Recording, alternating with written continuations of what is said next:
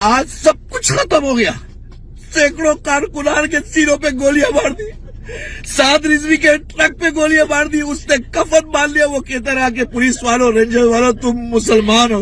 अजान हो रही थी, फायरिंग की, तुमने गोलियां बरसाई, सिरों पे गोलियां चलाई।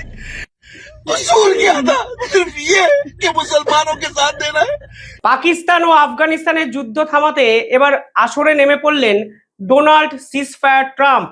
তিনি আজকে পরিষ্কার বললেন, আমি বিশ্বে বর্তমানে 7টি যুদ্ধ থামিয়েছি, শুনতে পাচ্ছি আরো একটা জায়গায় যুদ্ধ হচ্ছে, আমাকে একটু সময় দিন, আমি এই যুদ্ধটাকেও থামিয়ে ফেলবো। আমি সত্যি জানি না পৃথিবীর যে কোনো দেশ যদি যুদ্ধে জড়ায়, ডোনাল্ড ট্রাম্প কেন আগ বাড়িয়ে নিজের নাকটাকে সেখানে গলিয়ে দিয়ে গ্লোবাল পাওয়ার হিসাবে নিজেকে এস্টাবলিশ করার চেষ্টা করেন। কিন্তু আজকে ডোনাল্ড ট্রাম্পের এই বিবৃতির পর আন্তর্জাতিক স্তর, বিশ্বাস করুন, ডোনাল্ড ট্রাম্পের ক্রেডেনশিয়াল নিয়ে বড়সড় প্রশ্ন তুলছে। কারণ ডোনাল্ড ট্রাম্পের এই দাবির পর আফগানিস্তান এবং পাকিস্তানের এই সংঘাত আরো খারাপ জায়গায় কিন্তু যেতে শুরু করলো। তিনি ইউক্রেন বনাম রাশিয়ার যুদ্ধ থামাতে পারেননি, তিনি ঘরের পাশে ইউরোপীয় ইউনিয়নের মন জয় করতে পারেননি, তিনি হঠাৎ করে আফগানিস্তান পাকিস্তানের যুদ্ধে ঝাঁপিয়ে পড়লেন কেন, সেটাই এখন সব থেকে বড় প্রশ্ন। পাশাপাশি পাকিস্তানের পক্ষ থেকে আজকে একটি অফিসিয়াল স্টেটমেন্ট দেওয়া হয়েছে। আমি সেই স্টেটমেন্টের কিছু জিনিস হাইলাইট করে আপনাদের শোনাতে চাইছি এবং আপনাদের বোঝাতে চাইছি আজকে পাকিস্তানের দৈন্য দশাটা ঠিক কোথায় গিয়ে পৌঁছেছে। তারা এই টোটাল বিবৃতিতে আফগানিস্তানের আক্রমণ প্রসঙ্গে কথা বলতে গিয়ে প্রতিটি পদক্ষেপে ভারতকে টার্গেট করতে শুরু করলেন এবং এই অফিসিয়াল স্টেটমেন্ট আন্তর্জাতিক স্তরে একাধিক মিডিয়া প্রকাশ করলো এবং সেই পাকিস্তানের যে এজেন্ডা, ইনফরমেশন ওয়ারফেয়ারে জেতা, সেই এজেন্ডাতে পাকিস্তান ফের একবার টেক্কা দিতে চাইছে আফগানিস্তান এবং ভারত দুজনকেই। পাকিস্তান আজকে কি বলেছে দেখুন, পাকিস্তান অফিসিয়াল স্টেটমেন্ট, এটা কিন্তু পাকিস্তানের অফিসিয়াল স্টেটমেন্ট, এটা কোনো নেতা মন্ত্রী দেননি। ফলে এই স্টেটমেন্ট পাকিস্তান সরকারের পক্ষ থেকে দেওয়া হয়েছে। সেখানে বলা হয়েছে তালিবান, এই আফগানিস্তানের তালিবান এটি অবৈধ সরকার চালাচ্ছে। 2021 সালে যখন এই তালিবান আফগানিস্তান দখল করে, তখন সকলের আগে ওখানে ছুটে গেছিল জানেন, পাকিস্তানের নেতা মন্ত্রীরা ছুটে গেছিল, আইএসআই এর টপ ক্লাস অফিসিয়ালরা ছুটে গেছিল এবং আফগানিস্তানকে নিয়ে তারা যে ভারত বিপক্ষে, ভারতের বিরুদ্ধে বড় সড় পরিকল্পনা কিছু করবে, সেই পুরো বিষয়টাও কিন্তু একাধিক বিশ্লেষক আমাদের সামনে নিয়ে এসেছিলেন। আজকে সেই পাকিস্তান 180 ডিগ্রি ঘুরে বলছে আফগানিস্তানের এই সরকারটাই অবৈধ, মানুষের ভোটে জিতে এই সরকার গঠন করা হয়নি। পাশাপাশি প্রশ্ন ওঠে, তাহলে পাকিস্তানে যে সরকার চলছে সেটা কোন মানুষের ভোটে জিতে সরকার চলছে? একাধিক রিপোর্টে প্রকাশিত হয়েছে কমনওয়েলথ কান্ট্রিগুলো ফান্ডিং করে পাকিস্তানের এই সরকারকে আসনে বসিয়েছে এবং ইমরান খানকে জেলে ঢুকিয়েছে। আজকে ইমরান খানের অনুগামীরাও রাজপথে সরকার বিরোধী আন্দোলনে, তাই পাকিস্তান সরকারকে রীতিমতো হুঁশিয়ারি দিয়ে যাচ্ছে প্রতিটা মুহূর্তে। যে সরকার নিজেরাই অবৈধ, যে সরকারের পিছনে বিদেশি ফান্ডিং থাকে, যে সরকার বিদেশের একটি রাষ্ট্রের যে স্বার্থ, সেই স্বার্থটাকে বাস্তবায়িত করার জন্য প্রতি মুহূর্তে লড়াই করে, সেই সরকার আফগানিস্তানে তালিবান সরকারকে আজকে বলছে অবৈধ একটি সরকার, যা প্রেস কনফারেন্সের প্রথম পয়েন্ট। পাশাপাশি তারা কি বলেছেন, তারা বলেছেন যে এই মুহূর্তে আমরা আফগানিস্তানের এই আচরণে ডিপলি কনসার্নড। কেন কনসার্নড? কারণ এখানে আফগানিস্তান নাকি আনওয়ারেন্টেড অ্যাগ্রেশন দেখিয়েছে। প্রথম কথা, এখানে আফগানিস্তান কোনো অ্যাগ্রেশনই দেখায়নি। প্রথমে আফগানিস্তানের কাবুলে ঢুকে এয়ার স্ট্রাইকটা চালানো হয়েছে পাকিস্তানের পক্ষ থেকে, কারণ পাকিস্তানের মনে হয়েছিল পাকিস্তানের নিজস্ব যে বিদ্রোহী গ্রুপ তেহরিকি তালিবান, তাদের আশ্রয়দাতা আফগানিস্তান এবং আফগানিস্তানে বসে পাকিস্তানের এই বিদ্রোহী গ্রুপকে কেউ বা কারা কন্ট্রোল করছে। ফলে তারা আউট অফ নাওয়্যার আফগানিস্তানের সাধারণ নারী শিশুর উপর হঠাৎ করে এয়ার স্ট্রাইক চালিয়েছেন। ঠিক দুদিন আগে যেরকম নিজেদের দেশের মানুষের উপর এয়ার স্ট্রাইক চালিয়েছিলেন, সেখানে নিজেদের দেশের মানুষের মৃত্যু হয়েছে তারা ভাবছে না, তারা আফগানিস্তানে ঢুকে কাবুলে এই ধরনের এয়ার স্ট্রাইক চালায়, যার পাল্টা ডুরান্ট লাইনে 7টি চেকপোস্টকে গুড়িয়ে দিয়ে দিয়েছে আফগানিস্তানের সেনারা। আজকে তারা প্রেস কনফারেন্স করে এতটাই খারাপ জায়গায় চলে গেছে যে সেটাকে লোকাতে তারা বলছে আফগানিস্তানের পক্ষ থেকে আর আনওয়ারেন্টেড অ্যাগ্রেশন দেখানো হয়েছে। এইবার ইম্পর্টেন্ট বিষয় হলো তারা এর পিছনে কার নাম জড়িয়ে আছে বলে মনে করছে। তারা বলছে এই পুরো অ্যাগ্রেশনটা চালানো হয়েছে ফিতনায়ে হিন্দুস্তানের পক্ষ থেকে। ফিতনা একটি আরবি শব্দ, যার বাংলা যদি তর্জমা করেন তাহলে হবে ক্যাওস, ইংরেজি তর্জমা ক্যাওস, বাংলা হবে যারা এই বিশৃঙ্খলা সৃষ্টি করছে।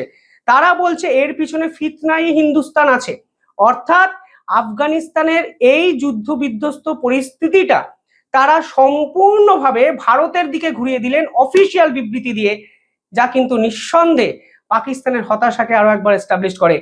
দেখুন, আফগানিস্তানের সাথে পাকিস্তানের যুদ্ধ, এখানে ভারত কোথা দিয়ে এলো বলুন তো? ভারত যদি পাকিস্তানকে শেষ করার হয় তাহলে এখনই অপারেশন সিন্দুর 2.0 লঞ্চ করে দিতে পারে। ফলে আফগানিস্তানের প্রয়োজন নেই। আফগানিস্তান পাকিস্তানকে যা টাইট দেওয়ার দিক সেটা ওদের ব্যক্তিগত সমস্যা। তেহরিকি তালিবান পাকিস্তানের internal issue, Balochistan liberation army পাকিস্তানের ইন্টারনাল ইস্যু, ইমরান খানের পার্টি সরকার বিরোধী যে আন্দোলনের রাজপথকে কাঁপিয়ে দিচ্ছে সেটা পাকিস্তানের ইন্টারনাল ইস্যু।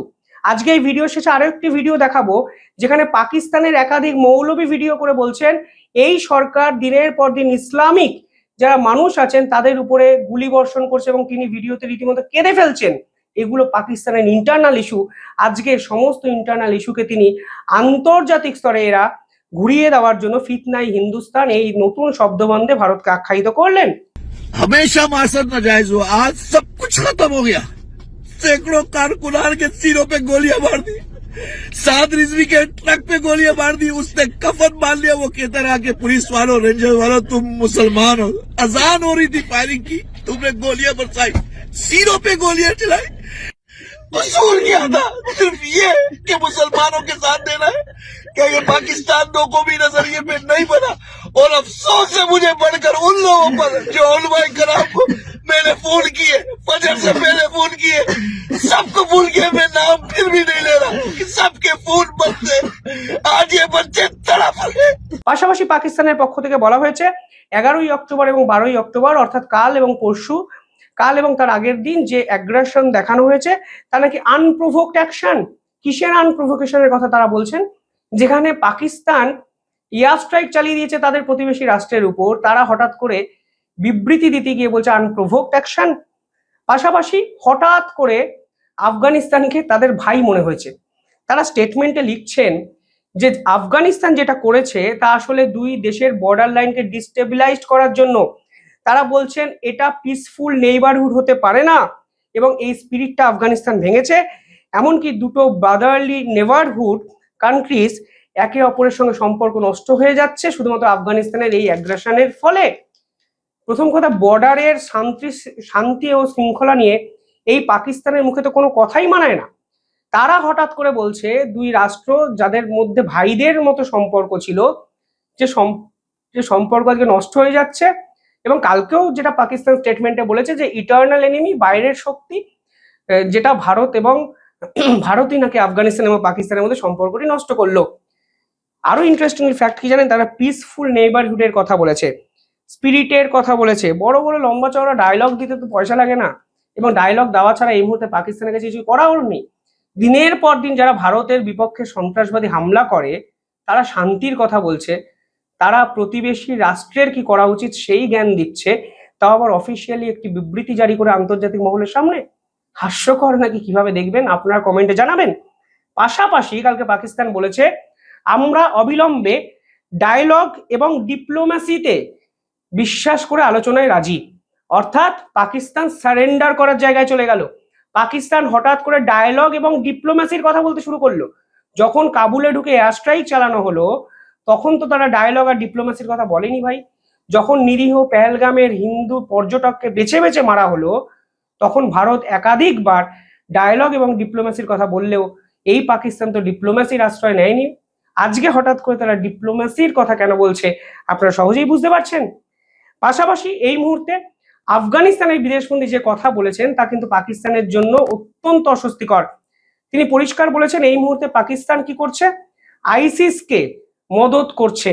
আইসিস নামক যে সংগঠন, তাদের যে জঙ্গিপনা অ্যাটিটিউড যা আন্তর্জাতিক স্তরে নিষিদ্ধ, সেই আইসিসকে আশ্রয় দিচ্ছে পাকিস্তান, এবং পাকিস্তান আইসিসকে প্রশ্রয় দিয়ে আন্তর্জাতিক স্তর এবং আফগানিস্তানকে থ্রেট করার চেষ্টা করছে, যার কড়া বিরোধিতা পাকিস্তানের পক্ষ থেকে এসছে। পাশাপাশি আপনারা যদি দেখেন সেখানে আফগানিস্তানের বিপক্ষে বিবৃতিতে একটা লাইন ইন্টারেস্টিং, তারা বলেছেন যে একদিন আফগানিস্তানের মানুষরা বুঝবেন যে তাদেরকে কিভাবে শিকলে বেঁধে রাখা হয়েছে, এবং একদিন আফগানিস্তানের মানুষরাই আফগানিস্তানে নতুন নির্বাচিত সরকার গঠন করবেন। এবার এখানেই সব থেকে বড় প্রশ্ন, আজকের দিনে দাঁড়িয়ে তাদের মনে হচ্ছে তালিবান নাকি আফগানিস্তানের মানুষকে শিকলে বেঁধে রেখেছে। 2021 সালে মনে হয়নি, 22-এ মনে হয়নি, 23-এ মনে হয়নি, 25-এ এসে হঠাৎ করে তাদের মনে হচ্ছে আফগানিস্তানের এই তালিবান শাসন আসলে আফগানিস্তানের মানুষকে কয়েদে পুরে রাখা। আর পাকিস্তানের মানুষরা কোথায় আছেন, কিভাবে আছেন?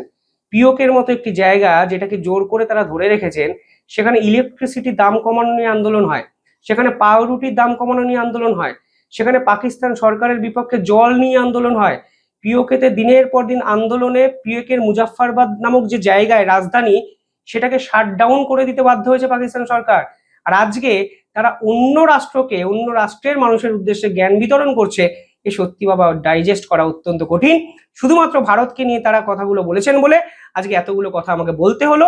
এবং পাকিস্তান সেনা যে অবধারিত বড় হারের মুখে এবং আন্তর্জাতিক স্তরে ফের একবার লজ্জার সামনে দাঁড়িয়ে আছে, তা কিন্তু পরিষ্কার হয়ে যায় যখন ডোনাল্ড ট্রাম্প জেচে পড়ে উপযাজক হয়ে ফের আফগানিস্তান এবং পাকিস্তানের এই যুদ্ধে ঢুকে পড়তে চাইছেন।